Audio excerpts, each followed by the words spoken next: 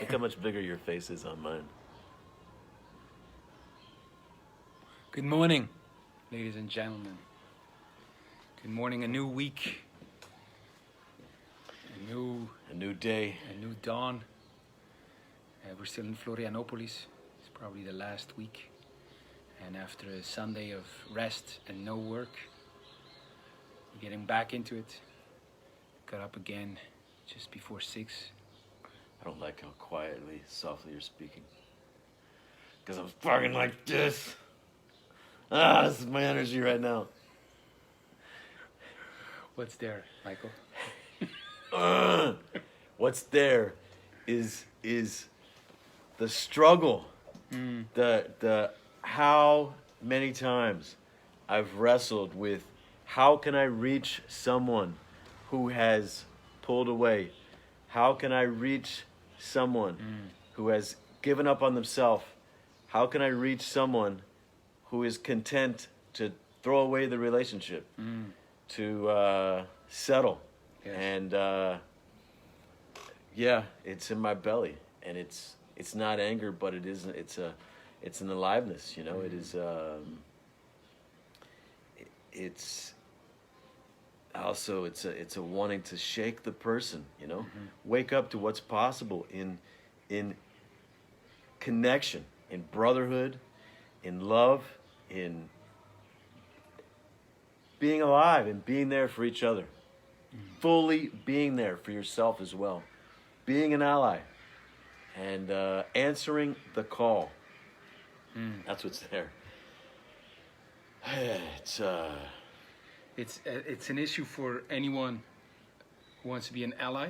It's an issue for anyone also in relationships. Some that want to. And I would say most people thinking it, like they hear that word ally, I'm gonna close this music. They think it means whatever they think it means, but they may not know what we mean by it. Yes, right? But I can see that it's for anyone. Could someone say, well, yeah, I'm an ally to people and I have allies. And yes, but before you go there, even for people watching, you can think of someone that you love or you loved and you're with them. You had a relationship and it was great. And the person disappears or stops or retraces and doesn't want to go there anymore. And you feel, fuck, there's something here. I love this person. This was great. Why? I want to save this. Why do we need to kill off this person, this connection, this journey? I want to say a shout out to my buddy Oren, who was here with me in Brazil 4 years ago. We did the honor work. We did it on the road. We did it on an island with his girlfriend. And that sounded. I see you, brother. What? We did it on an island with his girlfriend.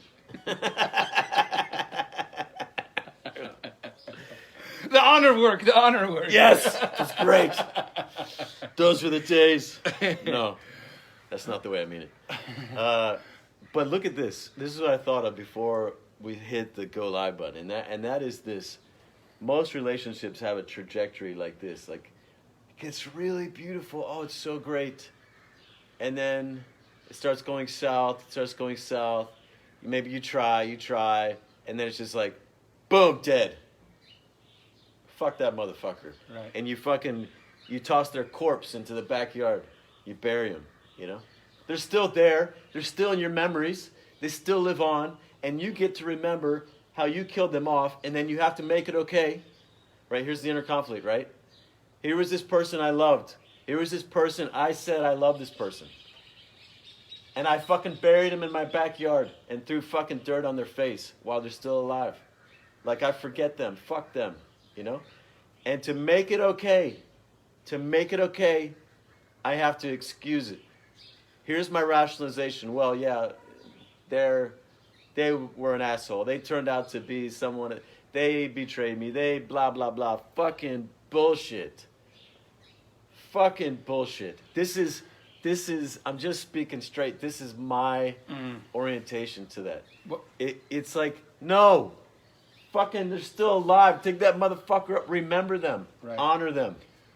And you can say that about people doing that, but if you're experiencing it yourself, could you also right now be judging those people and saying they are wrong? And while doing that, are you maybe not looking at like what your role is in that? In other words, what I'm saying is you seem to have a lot of anger towards, and I share it 100%. I'm exploring this because Yes.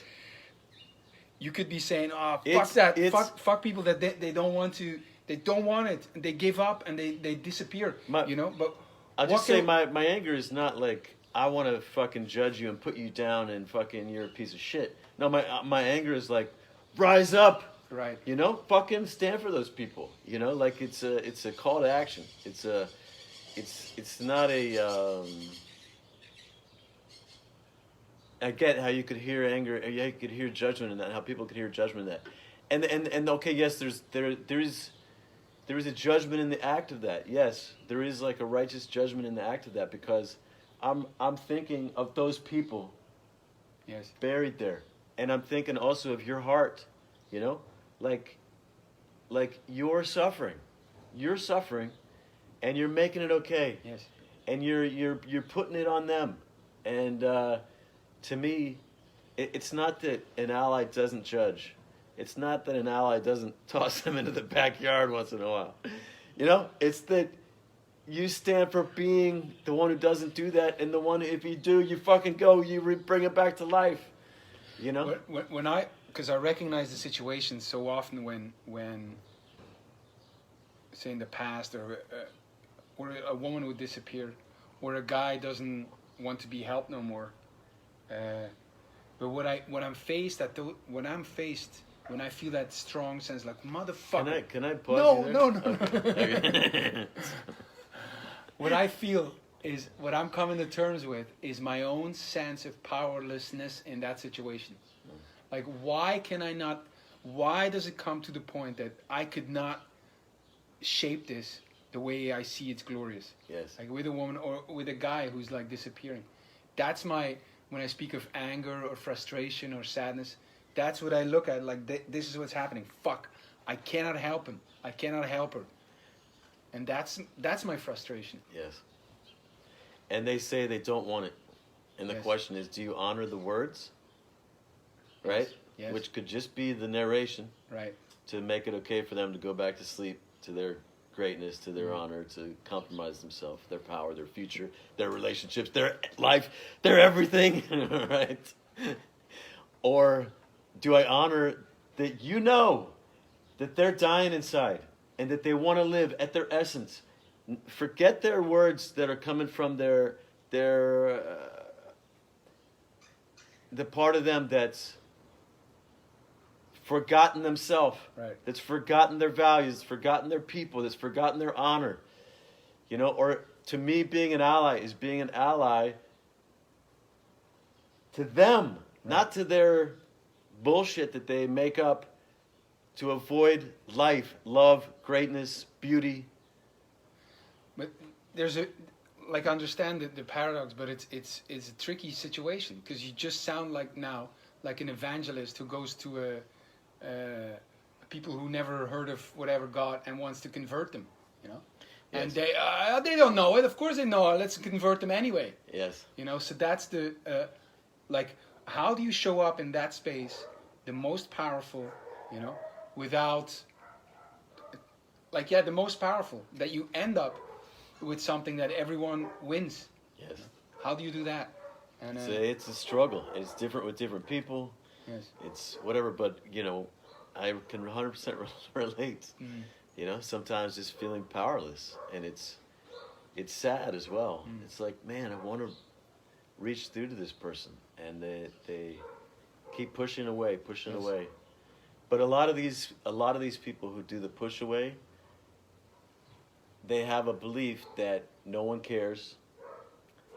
This is all bullshit. There's really, people don't care. No one loves me.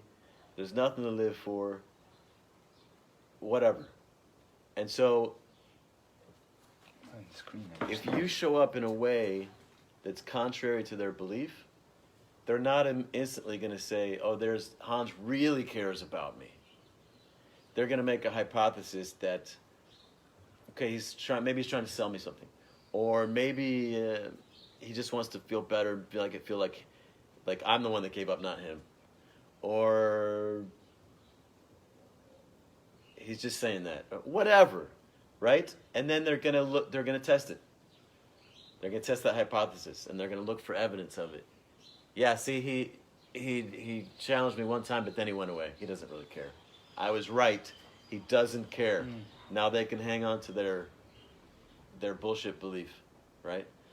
So, knowing that, as their ally, what there is for me to do is I don't back off. I don't step down. I don't say that they don't want it. I don't say that it's not possible.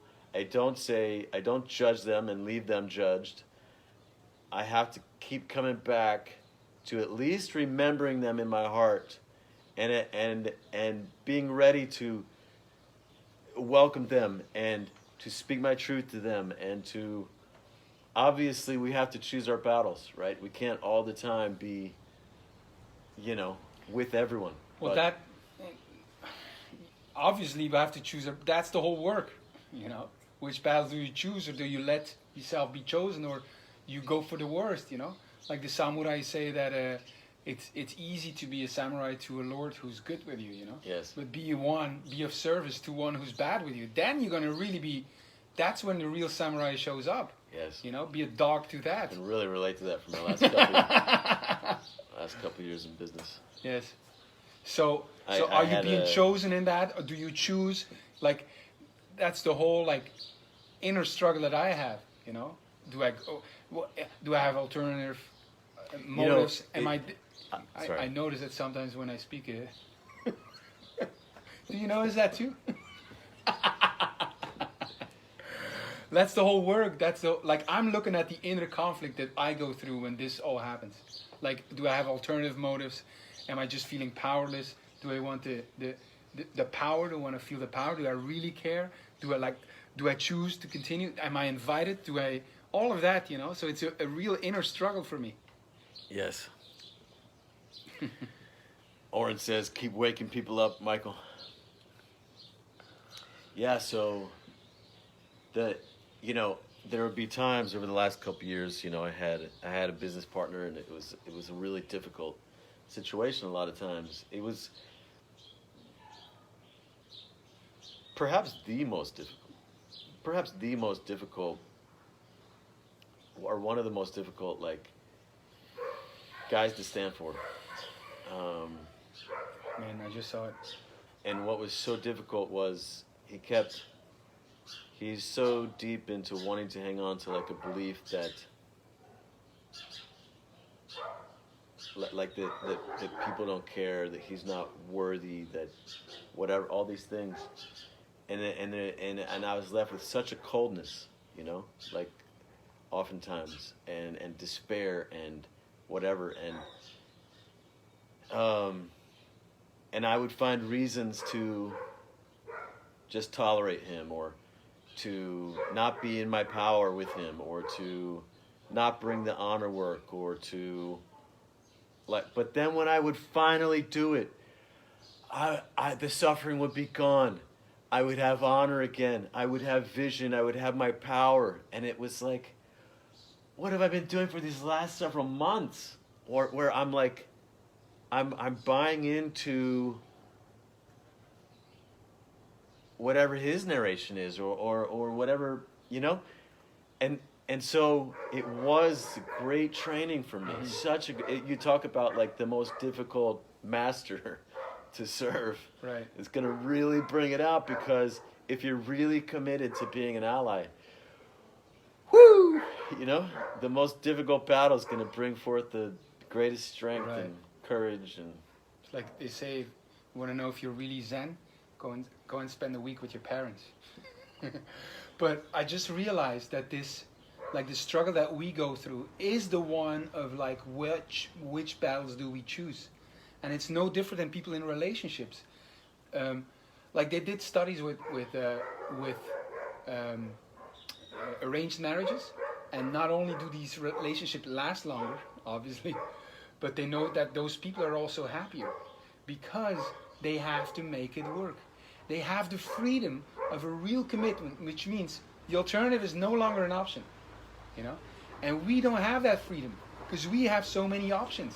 And so, for being in a relationship, we're in a relationship and we try to make it work, but we can get out of it, man, woman. But we have it in allyship or too. we can say, I'm not feeling what I did in the beginning. Yes. So now it's dead, and so I can go away from it. There are other options, meaning it's never a real commitment because the alternatives are still options. We can get out of it. We can get something new. We can start, you know, and I'm not saying I'm for arranged marriages or whatever, but we do lose the freedom of not having to think about something else anymore with the way we commit or not commit. And it's the same for the way we show up as allies, you know. We show up for a guy as an ally, but we have the freedom to stop being that. If we wouldn't have that freedom, you know, a lot of more energy would come up. If you and say that business relationship, if you had to make it work and there was no other way, you know, a lot more energy would come, you know, a lot more possibilities would arise than if you have options to get out of it, you know. And that's a freedom we no longer have. And that's what I'm thinking, that's a big part of at least for me, the struggle that I have, you know. Which ones do I choose? You know? Well, I mean, I hear you say that. Maybe it's the way that you're saying it, but or the way I'm hearing it. But I can imagine people who think that they have no other option in the relationship, and they just have to tolerate something that's miserable, and then they settle, and they just say, "There's, you know, whatever." Right. So I could see. Well, yes. I'm sure that's not what you mean. Having to make it work is not a guarantee that you will make it work. But there's a possibility that opens up when you are forced in a certain relationship. There's a possibility there that you don't have if you have the freedom to explore something else. Is what I'm saying. You see what I'm pointing at? Well, you said forced. I don't know what you mean by forced. An arranged marriage, people are not. It doesn't even last longer. They are happier because they have to make it work, so they explore it. Okay, but because it lasts longer, does it mean that? Is that what you're saying is working? No. Because it lasts longer? No, they do the studies and they ask, you know. Are they happier? Are they happier? Right. And they are happier. And what you mean is percentage-wise? There's more that are happy. Yes. Right. Yes. Definitely, there's a shit ton who are like suffering inside of an arranged marriage. They're like, yes, my fucking parents made me marry this son of a bitch. Or there could be all kinds of violation going on. But in the way we do it, a much higher percentage is unhappy. Like we in the West, right? Yes, Without it being arranged, right? Yes. So. Yes. To me, that's very interesting. Yeah, it's interesting also the commitment that we make in marriage. You know, the expectation that we put on a marriage, what we expect, and then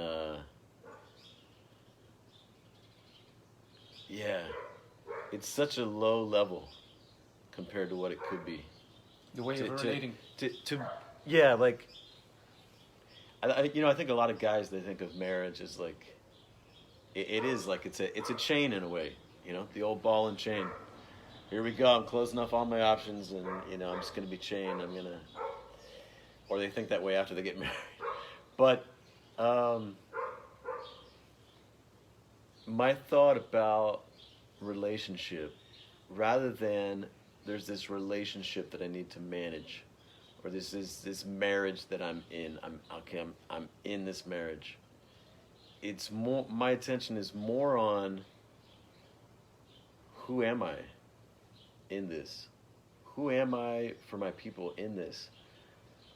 It puts my attention on honor and mastery and courage and these sorts of things, rather than on whether this other person's making me happy. How do I feel in the relationship? How should it be? How do we need to fix it? You know, when I think of, it's in the beginning, me doing the work, the ally work, I'd use the concept of alliance a lot. Like, There was me and my 3 brothers, for example. We're an alliance. And then people would go through an I stand, and they would, think of each other as allies, like we are an alliance.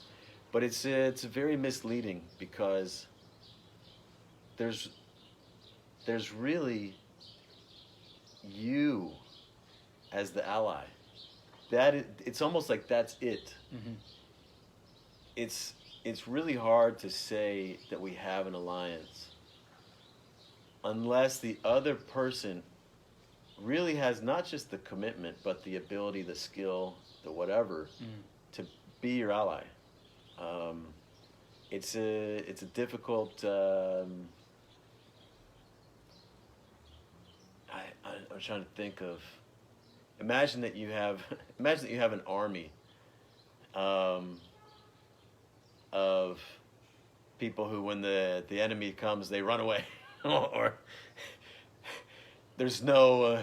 I don't know. They're not like in it warriors to the end in the face of death, and versus like it's almost like. Mercenaries, people are paid to fight alongside each other in a battle, versus warriors. Like, it's the way of the warrior. The samurai is a great example, because there's a whole ethos around being a samurai, and it doesn't matter what your master does. It doesn't matter what the other samurai do. Yes. It doesn't, none of that matters. It's about, in the face of it all, who am I? Mm-hmm. And that's where honor is. And that's where you're going to develop great mastery. That's where it's beautiful. That's where the power is. And so for me, that's a great metaphor. That's very similar to what I think of as being an ally. Yeah, and that's not just harder, but it's also more beautiful and more powerful. Because what I learned with the relationships is that you don't have to sit together and work on it. One of the most powerful things is to show up that way, to show up as an ally. And the other doesn't have to get along or go along with you. There's a high chance you shift that relationship just by the way you show up. Yep, entirely. And I've seen that happen in relationships that gone sour for me. Just the way I show up differently or keep showing up can shift that relationship independent of what the other says or wants or does. It already is different, because the relating is different. The you that you are is not the half-assed you that you could be if you were in judgment or blame or We let the dogs out. Let the dogs out. Indeed. The samurai, the dog. Yes. Say something about that. Well, I'm just seeing how I've always had this great affinity with the samurai ethos for the warriorship. Speak about the dog. Right. Well, the samurai presents him as a dog which is at the service of his master, and the great liberty that comes with being of that service. We don't usually do this. Why don't we improvise and go inside so we're not so. Oh, okay. The dogs are so loud. Come with us. We'll rescue you.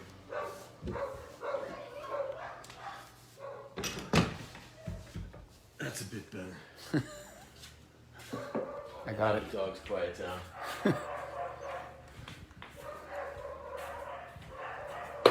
Man. Adrian says, I like to believe that a real ally is a person where you find always constructive limits for your ego and extension for your best feature. With honor, Michael Skye, with honor.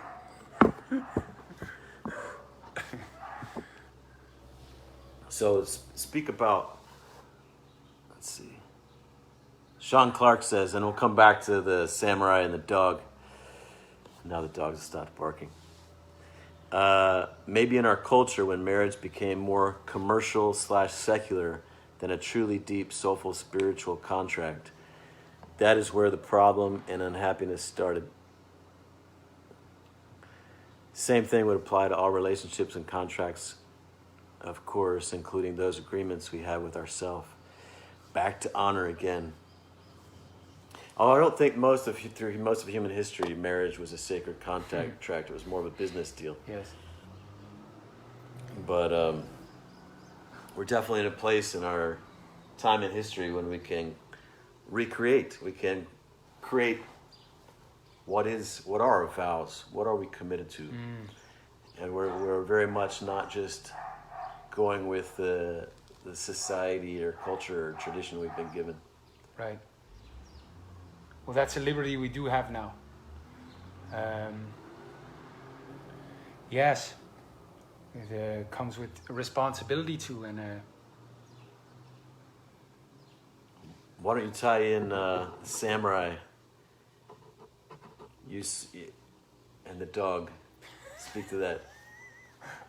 I said you'd talk about it. I don't know how it relates, but no, but you were talking about the samurai being like a dog. Yes, to his master. They present themselves with the idea of a samurai is a dog, meaning at the service, and it's easy to be a samurai for a good lord, but it's really when your lord is a bad one that your ethos, that your values are tested, and can you still be at the service of that? Can you still honor that? You know, and so the metaphor is the dog he's loyal to his master through it all, right?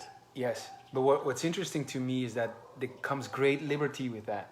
You no longer have to choose, you know? Right. You no longer have to say, am I doing not the right saying, thing? You're not judging your master. Yes. You're not like, he's not being a good master today. Yes. Hey, master, why don't you stop doing this? Yes. And why don't you be a master like this? Yes. And it would make me feel better if you did this. Yes. It's like... So it's great liberty that comes that you don't have to do that. You don't have to choose your battles no more.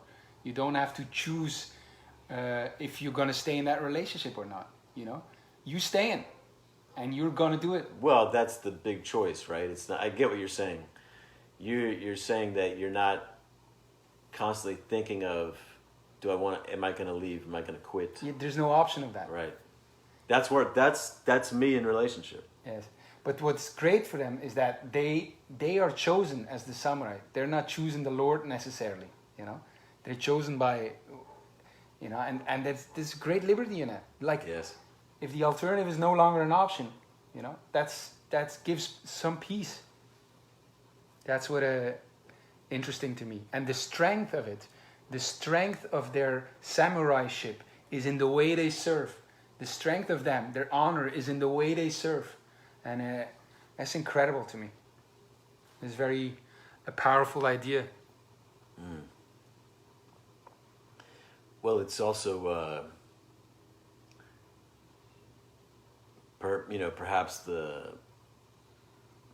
my orientation into being ally is probably pretty much related to Jesus and the path he walks or that God walks, right? It's like, you're my brother, you're my son, whatever, daughter.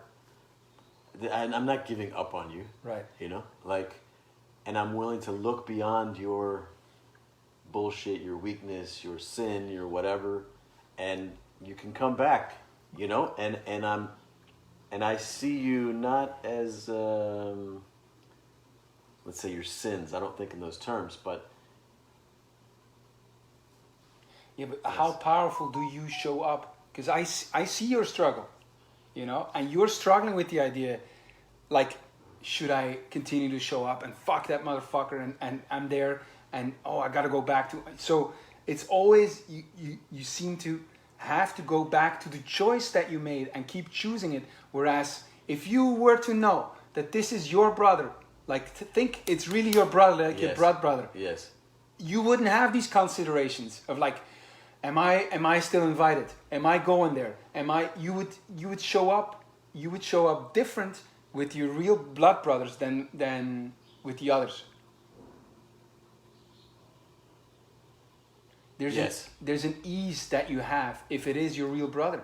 There's a freedom that comes with that. Like you don't worry about it. Yeah, well, I think that's true for me, although it still comes up with brothers. Yes. You know, with blood brothers. In fact, the closer we are, I mean, most people have their most difficult conflicts with their Right. siblings and immediate family and people who are close to them. Yes, because they can't get away from them. Well, I'm not sure that's why, but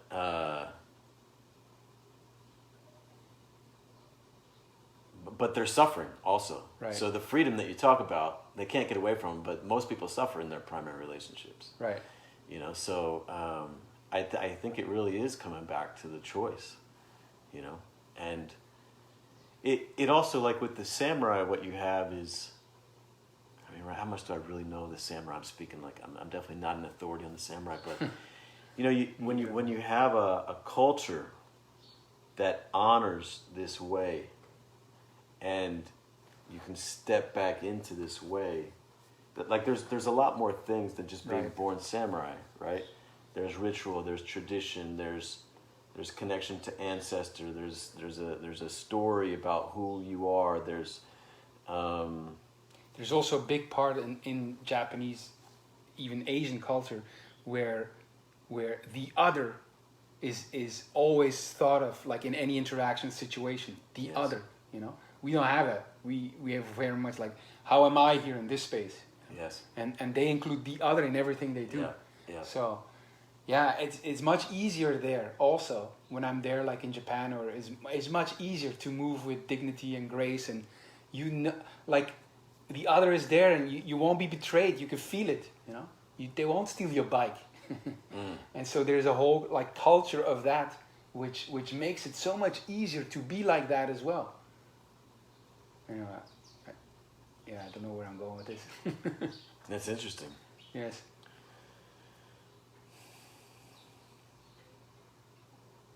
Well, speaking of men in relationship with a woman, like a special woman in his life, girlfriend, wife, or you know, whatever, a lot of times that story, that game, that whatever is being played out between the two of them. And imagine that you belong to a class of warriors, to a group of brothers, men, who they're the ones who you talk about your warriorship, how you're relating, who you're being for Right. your people. Like that's it. And with her, you're not managing it with her. Right. You're not in this two-headed relationship, right? Where you each are struggling to steer it this way, steer it the other way, and who's the boss and whatever. Like you're paying primarily attention to who you're being, your mastery, your honor, and your brothers honor you for the battles that you're fighting in the world. And it's not about, is she honoring me? And hey, you know, you're not bringing a complaint that, hey, she's not being an ally, she's not honoring me, she's not whatever. Like fuck all that.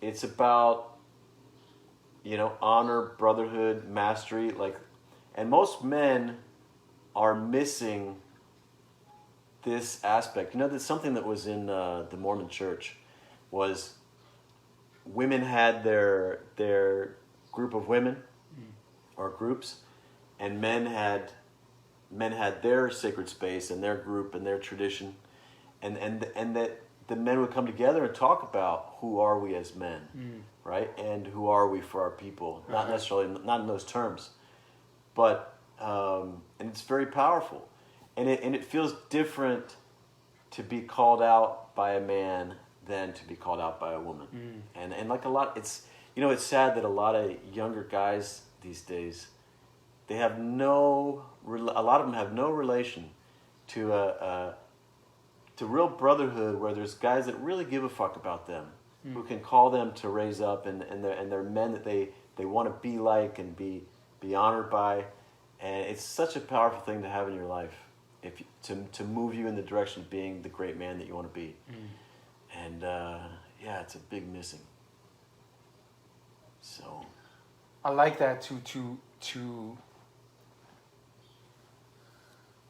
have your direction of how to do, say, a relationship, have that come from something outside the you and her. like an ethos or a way you want to show up, or answering the gods of, say, seduction or whatever that is. Answer that instead of answering her. Yes. Answer your brothers, answer the men that came before you, answer the gods of seduction, answer anything, but not answer her. Yes. And I think if we really go into some conflict or disagreement or whatever, you have to step outside. You have to step outside, because if it's right there, it's going to be a lot harder to solve it. Yeah, this is an interesting dynamic, I think. Let's say Christianity, for example. There's your relationship with Christ, right? And wanting to be Christ-like, wanting to live that kind of a life, wanting to walk that kind of a path. And it almost comes primary. It's almost primary to the marriage, right? And this is also the way I think of honor. Is it's independent of the other. It's not right. It's about who am I being, and it's my relationship to myself. How am I seeing myself? Honor is how I feel in relation to how I am with myself. Am I standing for my values? Am I facing what there is to face? Am I answering the call? And if I'm not, I don't have honor. I have shame. And so it's it's really powerful, because I think a lot of us, we just,